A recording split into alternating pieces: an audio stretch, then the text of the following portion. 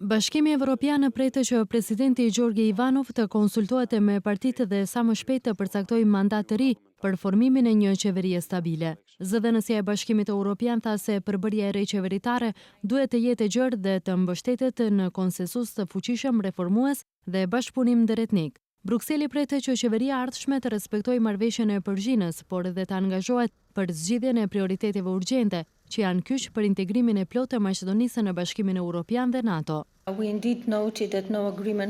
Kemi vërejtur se ende nuk është arritur marrëveshje për formimin e qeverisë së re dhe për këtë të bëjmë thirrje të gjithë aktorëve politik në vend, përfshirë edhe presidentin të veprojnë qetë dhe në mënyrë konstruktive me përgjegjësi të plotë për tejkalimin e situatës. E dini se vendi nuk ka kohë për humbje dhe në këtë drejtim presim që presidenti sipas kushtetutës të realizojë konsultim urgjent të hapur me forcat politike në vend dhe menjëherë të përcaktojë lider për formimin e qeverisë, i cili do të mund të gjejë gjuhë të përbashkët për formimin në një koalicioni stabil, solid dhe përgjegjës.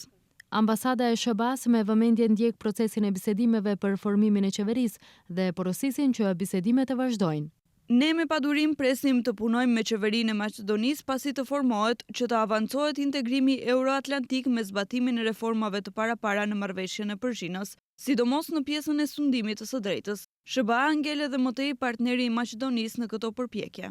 Megjithatë, kalkulimet e pas zgjedhjeve sipas ekspertëve të sigurisë mund të shkaktojnë pakënaqësi që lehtë mund të bartet në rrugë. Sipas ish kundërzbuluesit Vladimir Pivovarov, në rol kyç do të kenë politikanët me mënyrën se si do t'i bëjnë protestat e nëse ato ndodhin. Duhet të kemi parasysh se çdo shprehje e pakënaqësisë përmes protestave mund të komplikojë situatën edhe ashtu të brishtë të sigurisë, pasi çdo herë presioni në tryezë nuk gjikon me logjikën e tij, por me logjikën e liderit të tryezës.